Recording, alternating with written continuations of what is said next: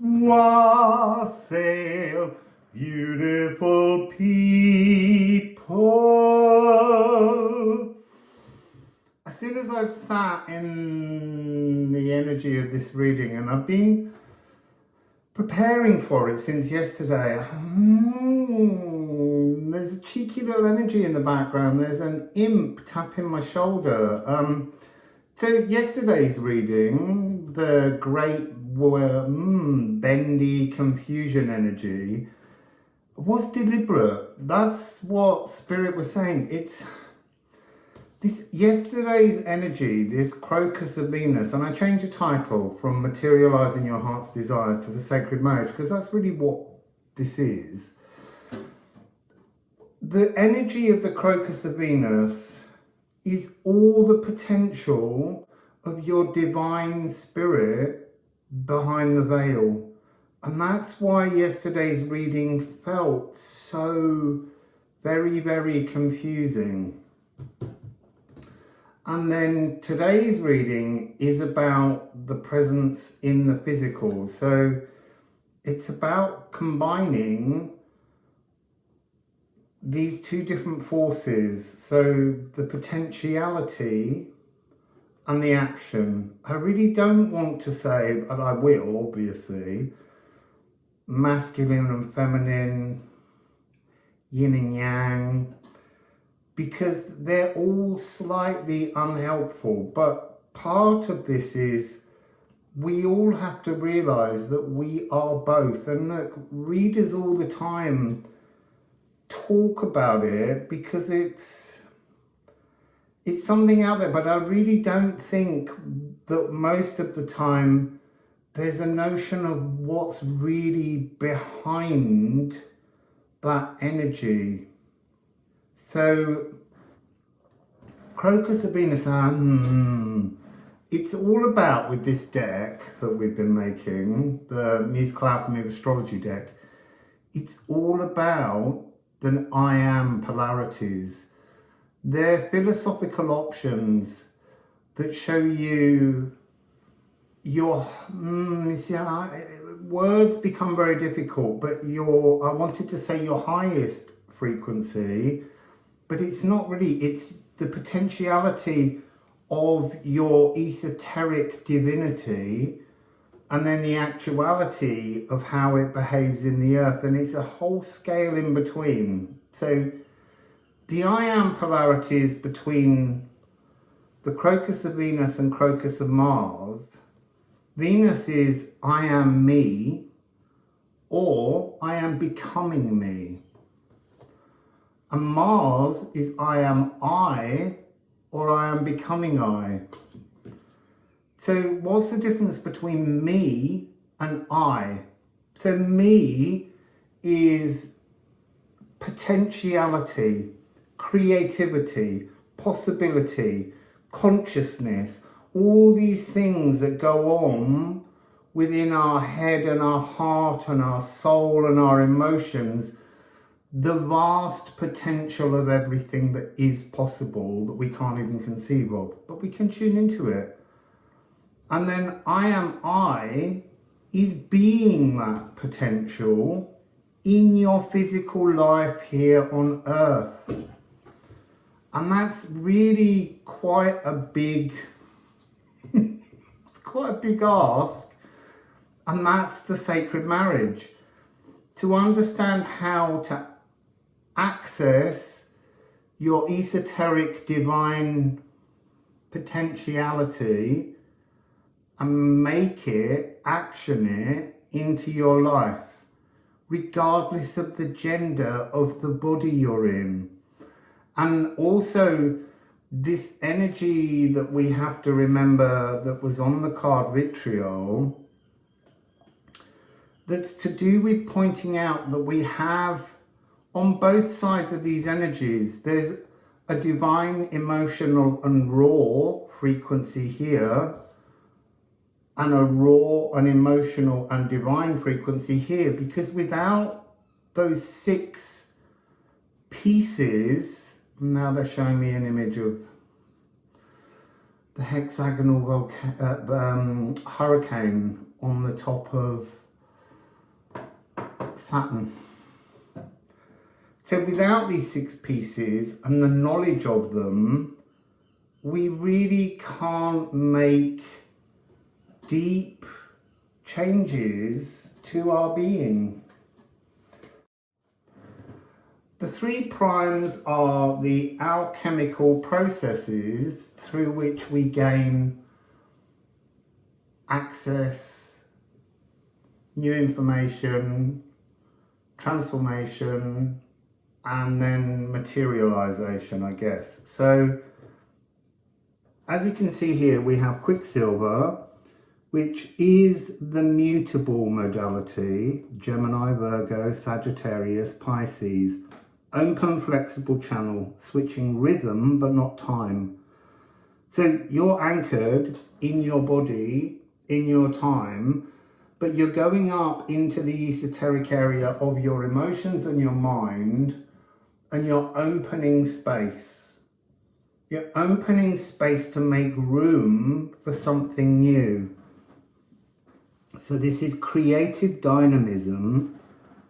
It's engaging, heralding change, and restless fluidity. I am flexible or I am rigid.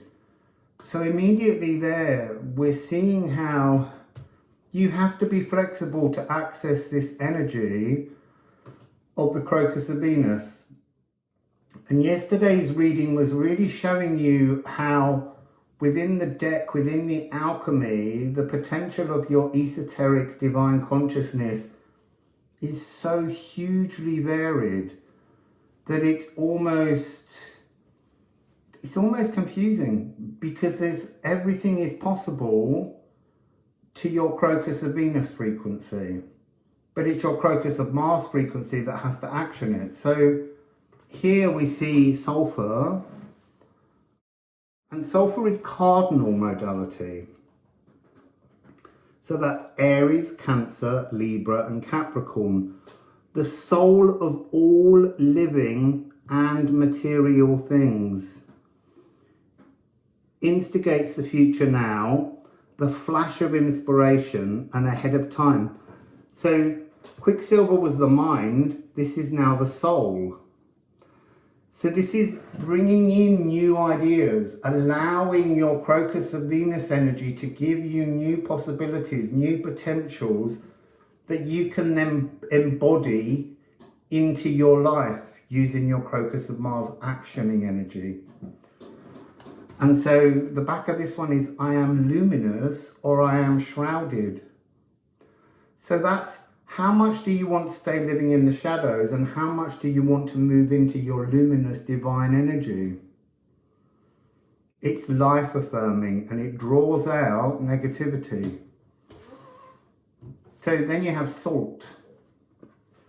Salt is to fix something into your life, into your physical world. So it's Taurus, Leo, Scorpio, and Aquarius. And it's also about easing the bitterness of spiritual growth, because unless you can open yourself to the true multi-dimensional aspect of the Crocus of Venus, then you can't bring those changes into your world here, your earth-seeded life here. So this is about setting time. And it's interesting that we have this energy of 3/4 in Quicksilver rhythm, which is a waltz, moving to 6/8. So the time doesn't change, but the speed in which the movement inside is what changes. And that's opening this gap for a new kind of timing to come through. The sulfur energy is 13/8. That's a very complicated compound time. 1 2 3 1 2 3 1 2 3 1 2 1 2 1 2 3 1 2 3 1 2 3 1 2 1 2, but it's 13 frequency. It's very much the esoteric inspiration, that channel energy coming through.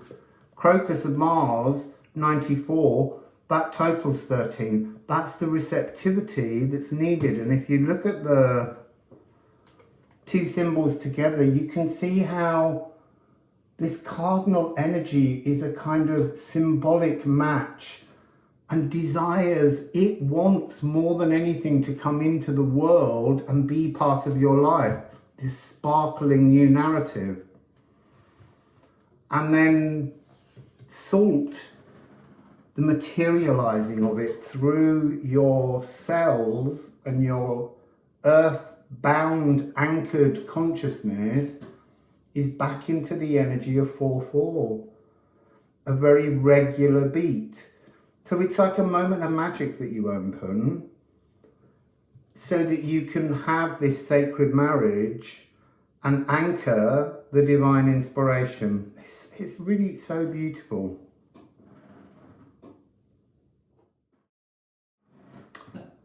So next up we have to look at the energy of the 4 elements, and it's interesting that they're triangles, so they refer back to sulfur and they refer back to the Crocus of Mars energy. So it's really important to remember that when we are divinely seeded in our human bodies, we are all of these elements. There are creatures, beings, spirits inside each of these elements that are only able to be in that element. We have to tune into that element to witness them. They're not quite fully in this dimension, although they're able to be unveiled in this dimension, but they're not really here. They're based in one element. So I want to talk here about, this is a sacred marriage, but it's a sacred marriage of the divinity within us. And the energy of, it's kind of like the 4 suits, wands, cups, swords and pentacles. So the fire is us. We are like moths in the shadows, in the darkness, attracted to the fire because it's the beacon to help us move ourselves towards our divinity. But just like moths, we often fly into the wrong fire. So there is a very uncomfortable energy here that I need to mention because it's really important for us to understand certain things. This fire is something we head towards that burns us. We're all drawn towards bright things that eventually burn us until we make some kind of transformation.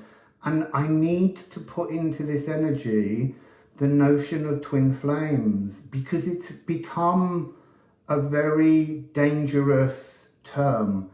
We need to adapt. I call it mirror souls, but you don't reach your mirror soul to merge with someone until you can merge with your own, in your own sacred marriage.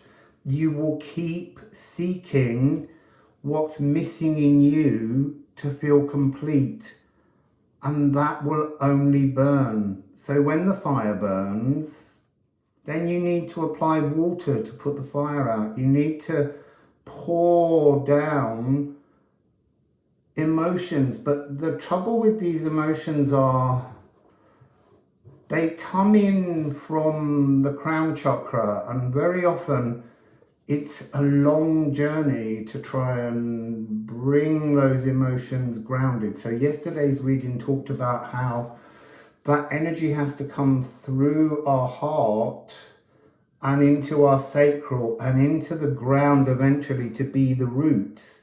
But what tends to happen is that when it first comes in, because we're burning, we're trying to not be physically present, and we can get caught in crown chakra and third eye and make all kind of excuses for why we still need to head towards that same flame. It's very tricky energy. So when you're using it properly, when you're applying the water and the emotions to understand why you burn, and this is the emotional sluice gates. You know, it's all very well to stay up here, but we need to allow that emotional sluice gate to come all the way down. It's a bit like the very beginning of the creation story in the Tarot's major arcana, where the raw masculine magician was necessary to create the actuality, Crocus of Mars energy, the cosmos, the universes, the multiverses. And as he looked around, he feels a sense of pride in what he's done, and then that opens the emotional sluice gates to the High Priestess energy, pure love, to almost drown him. And that's what we're not allowing. We're not allowing this energy, this triangulation from one direction to the other, and it's pointing to the ground. You've got to ground your emotions, or you're just going to keep burning. You're just going to keep touching all those twin flame frequencies and being hurt. Now, when you get the emotional floodgates, the empathic deluge, the river-like fluidity and the soulful sagacity, then you need to acknowledge that what you've actually done is you've edited your mind and your emotions so that you've reached a much greater sense of logical, clear thinking. And that's air. Air, swords in the tarot, is the edit suite. It's how we acknowledge what we're changing. So I'm just going to go through the I am polarities before we move on. So in fire, I am dazzling or I am dim. So yes, dazzling, and we feel wonderful when we're dazzling because we're moving towards the fire. But it's a fire, not the sun. The sun is the divine aether, and we need to head towards that. Water, I am flowing or I am needy. And that's interesting because that's when you're needy and you keep focusing your intention on the thing that burns you. You're only vibrating up here. There's only this energy. Nothing is coming, nothing is flowing down into your lower chakras. You're not properly rooting yourselves emotionally in your truth. And then air, I am knowledgeable or I am ignorant. This is divine philosophy that's on offer through the Crocus of Venus. It's all there to be used. And then finally we have Pentacles, Earth. Now, when you've been burnt, you've put out the fires and you've edited yourself and brought yourself into a new philosophical frequency with the Crocus of Venus, you need to activate that with the Crocus of Mars into the real world, into the world you live in. So this is I am substantial or I am meaningless. So you're calling upon the earth element, the earth spirits, the earth beings, and saying to them, I've changed. If I present to you this as my new philosophical understanding, your new philosopher's stone, you in much better harmony with your sacred marriage between these two energies, what does my life look like moving forward? So you present that to the earth, and the earth will open new dimensional pathways for you to move forwards. Gorgeous.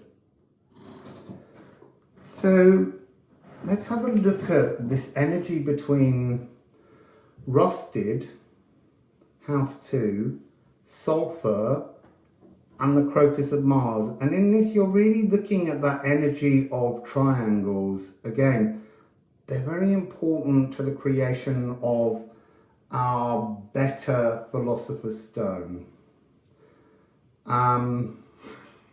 See, I want to giggle because these are very high concepts. They're here to help you access the divinity within.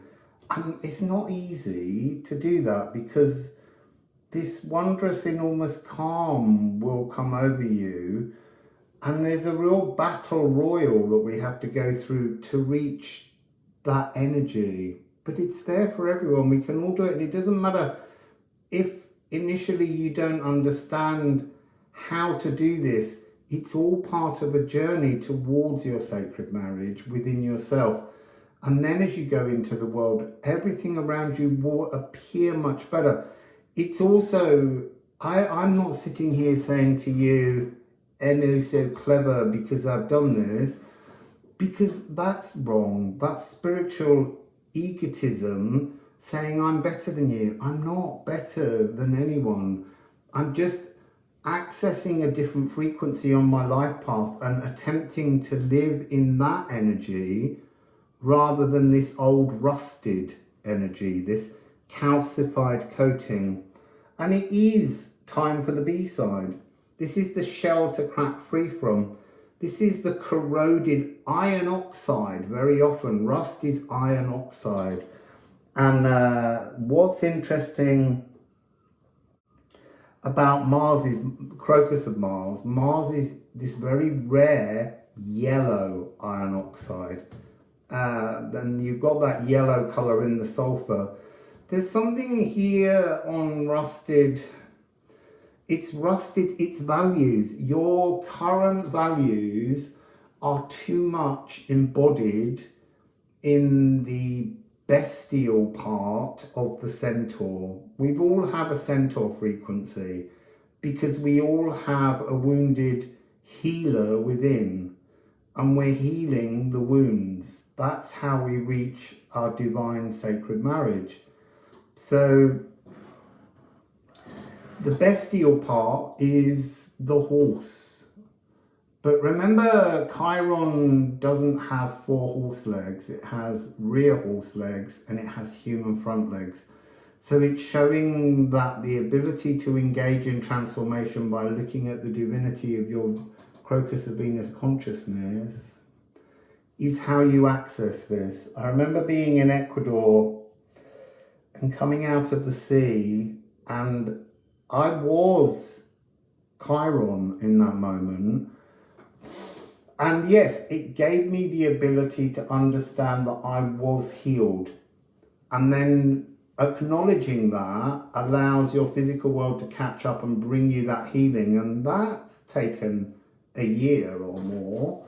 So alchemy works at its own pace. When I was up the mountain and Poimander wrapped me in the cord of love, I was very aware that because it has negative ions, because of the black pines and all sorts of other things, it was trying to teach us that alchemy, it's like a form of divine timing, and that's a trigger word for a lot of people, but it's about the very slow global cauldron in which alchemy takes place. But I want you to think of it more as a whole series of dimensional frequency doors. It takes a long time for your current energetic, philosophical, emotional and mental outlook to transform to reach the frequency of a better pathway, the golden pathway, and then you match up to it and you walk that pathway. I'm still slightly got the giggles about how cheeky Spirit was yesterday by showing all this confused energy of potentiality, and how today really it's just a much calmer energy. Ready for victory, love's banquet. I mean, this is this energy that seems to be coming throughout the deck, that love is the answer to everything. It is the ultimate panacea, but it's physically around us, underneath things, touching us, being spoken to us, behind even anger. There's all these secret energies. So there have been people in my life who have wounded me and reopened very ancient primal wounds, and they do it even though they don't know it, because on their Crocus of Venus frequency they love you and they agreed to come down and do this, and that's a very difficult thing. So I had an energy where I blamed another for being a narcissist, a lover,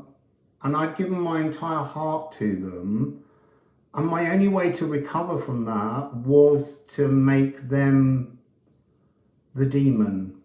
When in actual fact, it was that fire that I needed to burn. It was that energy of a twin flame. And even though I'd seen inside his soul, and I knew the truth of inside his soul as love, 5 years later, I finally surrender that energy and realize that in the discomfort, what he really taught me was to open my heart and love somebody completely. So that's the kind of energy you have to be seeking for your divine marriage. You have to give yourself that complete love if you want to find someone who can truly merge as a mirror soul with you. And that's the sacred marriage with yourself first, and then the merging with others. So there's another energy I just want to talk about. Let me find the cards. Let me just come back one sec. Oh, so warm. Got a bit of a sweat on. So let's have a look at these 6 cards here. We have Eris, Trine, Mars. Now, Mars was originally called Aries, not the one that we spell for the beginning of the zodiac. But Eris and Aries are siblings, and it's interesting that their astrological symbols have a similarity. There's something here about the cockiness of the ego. It's very, well, what it reminds me of, it reminds me of Shiva and Kali Ma. Because every time the ego becomes too much in Shiva, Kali Ma comes along, chops his head off, and rebirths him through love, so that there's a calmness. So there's something here that we need to understand, which is we are always in a state of waltzing, this melodious comfort of the trine, waltzing with our better and our worse frequencies of our ego. The ego is a very difficult thing because we're always talking about, spiritually since Freud, really, about this ego death. To me, it doesn't exist. It's about coming to terms with retuning how your ego functions. And so if you look at the trine being the triangle, if you look at the square being actionable, Mars, Crocus of Mars energy, something that needs to be actioned to make a transformation, and then the materialization of your current expression of self, that is your current Philosopher's Stone. And you're working towards transforming your Philosopher's Stone by folding within and going into the inner earth void that we talked about yesterday. So I want to look at the relationship between Mercury, Venus and Mars. Now, in astrology, they're your personal planets. And it's interesting that in the mythology, there are some interesting clues as to the notion of the sacred marriage. So Venus and Mars were known to be lovers throughout a long period, and they had a lot of children. They had all of the Cupids, and for me, Cupid is, let's go backwards. Eros is the original, the 4th primal god that came into being in the earth sphere as love, just pure love. And then the Greeks created Aphrodite, and she became Venus. She became the mother of Eros. So Eros love was downgraded. and was gifted only, it was gendered. Love became gendered. That's what we're saying here. And that's what causes this problem with achieving this sacred marriage.